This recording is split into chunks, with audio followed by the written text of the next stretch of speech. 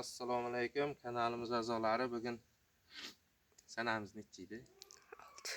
6 noyabr 2025. Mana ko'chatlarni kavlashni boshlayapmiz. Nasib bo'lsa, bu yerdan yaxti ko'rsat. Mana deydi. Mana shu yerlarda mana ona ko'chatlar bilan birgalikda tagidan chiqqanlari bilan kavlanyapti. Ko'chat olayotganlarga ko'chatga qayerga e'tibor berish kerak, nima qilish kerak, shular bir aytib o'tib ishlar ko'rsatamiz deb nima qildik. Mana bu kesilgan, kavlangan. Mana bu tomirlari ko'rinsin olayotgan. Ko'chat o'rtacha 1 metr ziyat. Ko'chat olinayotganda ildizga e'tibor beriladi. Mana bunday ildizi ko'proq bo'lishi kerak. Keyin mana bunaqangi keyingi yilga chiqayotgan zaminlari bo'lishi kerak ildizni. Mana bunaqa oq nishlar. Mana hozir mana bunda ham bor mana. Hammasida bor-da, mana. Mana bunday oqcha nishchalari bo'ladi o'zi. Ildiz sog'lom, sifatli bo'lsa, mana shunday mana bu nimalar ko'rsat, mana bular. Mana bunaqa oq nishchalar bo'ladi. Agar oq nishchalar bo'lmay turib, mana bu yerda bir dona ildiz tayoqchasi, bitta tayoqcha bo'lib tursa, u ko'chatlarga ko'p ham garantiya yo'q ko'karib ketishiga 100%. Mana bu ko'chatlar 100% ko'karib ketishi oson bo'ladi. Keyin ekilgandan keyin, masalan, hozir noyabr oyi 2025 ekilsa, 2026 noyabrda mana bular bir dona emas, 3 ta 4 tadan chiqadi. Bu degani hosil yana ham ko'p bo'ladi, yana ham tez o'sadi, yaxshi sifatli bo'ladi deganda. Ildiz mana shunaqa ildizlar bo'lishi kerak. Mana qolganlarini ham ko'rsatamiz. Mana ildizlar shunaqa oppoq bo'lib chiqayotgan keyingi zamin nimalari mana.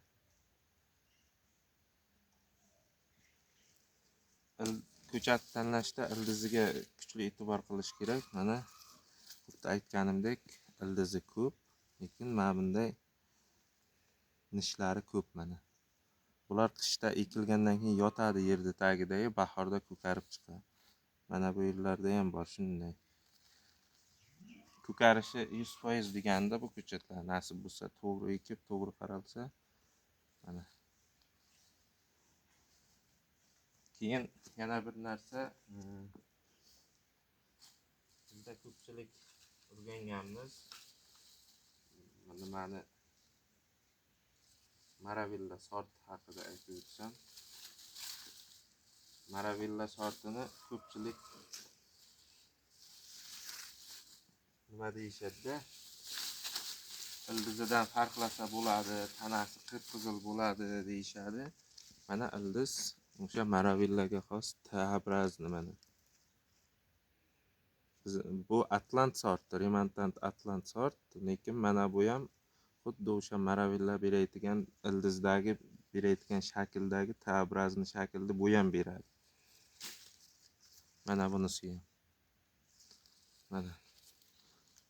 Bu ham T-образный beryapti. Mana shu Atlantni mana tanalarini ko'rsat, mana bu yerda, mana. Mana Maravillaga o'xshab bardoy qizil bo'lib ketadi bu ham. Mana.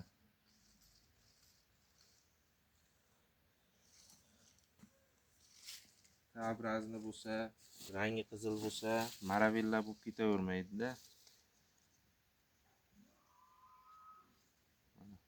Mana shu T-образный. T-образный degan ildiz ikki tomonga bunday o'sadi. Mana bu tepa shox mana bunday turadi. Bundaysiga ishlasak mana T bo'ladi. Mana bu pastga bu bunday mana. O'shanaqa. O'sha endi ko'chatni ekish qanaqa bo'ladi desak, ko'chatni ekish mana hozir kesib tayyorlaymiz. Tayyorlanganini mana shu kesilgan mana. Mana bu yoqda ko'rsat. Bu ham shunday kesiladi.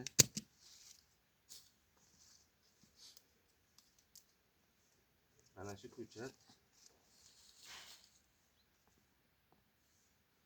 yumshatilgan yer.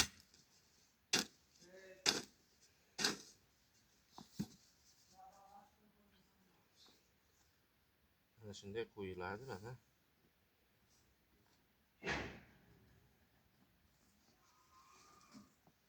Mana shunday ekiladi. Optik kamerani mana shunday ekiladi. Yerimiz tep-tekis ikki holatda ekiladi. Hozir mana yana bitta ekib qo'yaylik. Sal uzoqdan nima qilmayman, ish ko'rinsin yaxshi.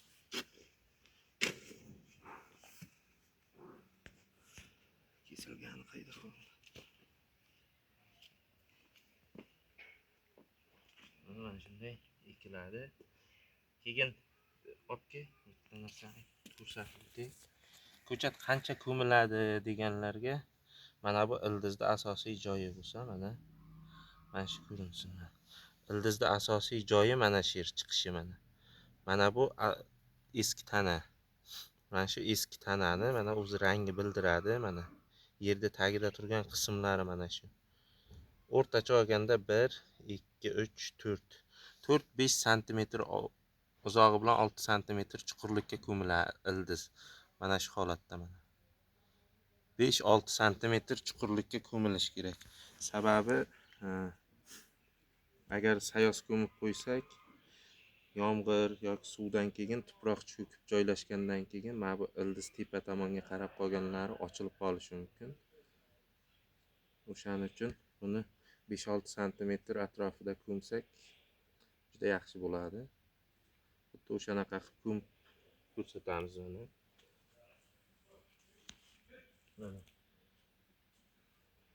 Mana bularni sindirib tashlanmaydi. Mana bu oq nimalar olib tashlanmaydi. Bular keyingi yilga ko'tarib chiqadigan ko'chatlar. Mana shunaqa qilib ekib qo'yiladi. Keyin qanaqa qilib ariq olaman, juya olaymi, nima deb sal uzoqroq qoling. Sal juya olaymi, arig'ini qanaqa olay deydiganlarga mana bunday qilib olinadi. Ko'chat ekilgandan keyin mana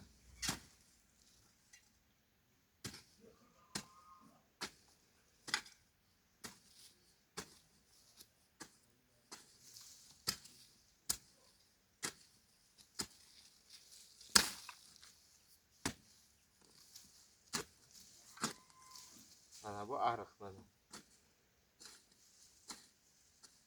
Mana bu ko'chat tomonga qaratib ariq tortish kerak emas. Mana bunday chaqib ariq tortish shart emas.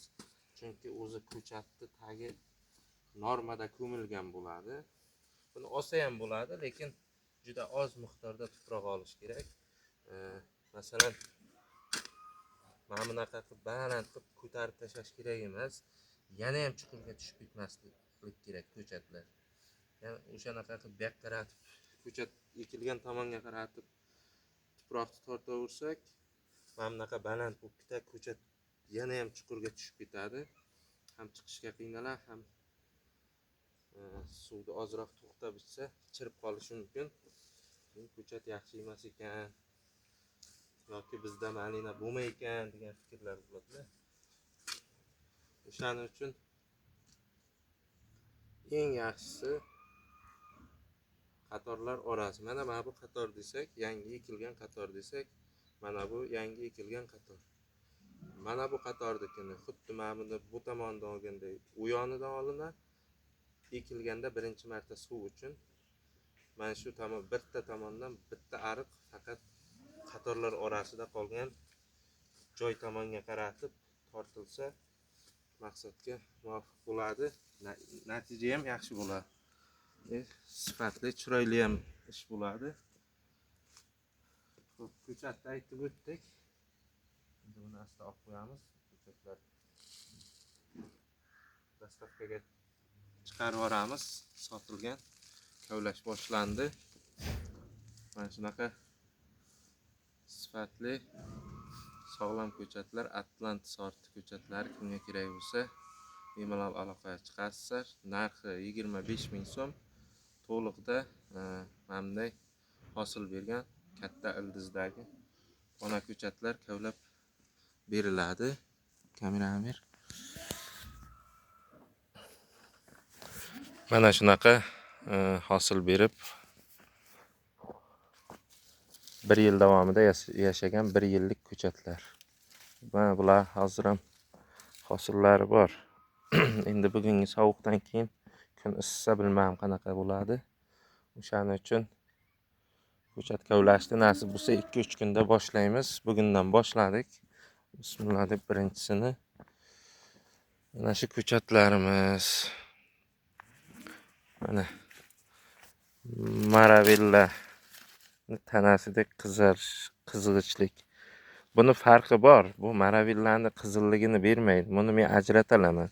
Lekin yangiga aytganlar farqiga bormasligi mumkin. Maravillani ko'rsataman. Mana Maravilla. Maravillaning qizilligi bunaqa bo'ladi. Lekin ildizi tabrazni ham chiqadi, papiq ildizi ham chiqadi. Tabrazni bo'lsa Maravilla ekan, tanasi qizil bo'lsa Maravilla ekan, bo'lavermaydi. Mana Maravillaning hosili. Biz Samarqand Tayloq tumanida yashaymiz. Mana Maravilla. Bizda Maravilla kechki hosilda mana shunaqa kechki berak ko'pisi pishmay qoladi. Bultur ham shunaqa bo'ldi. Mana hali gullayotganlari bor. Bular endi pishmay qoladi. Teplishni sortda bu. Teplisaga ekilganda yaxshi natija bo'lasdi. Ko'chatlar uchun nomer qoldiraman YouTube kanali o'ziga. Kanal o'zimizning shaxsiy kanal, biz bloger emasmiz. Faqat o'zimizning ishlarni ko'rsatish, o'zimizning ishimizni reklamaga chiqarish uchun.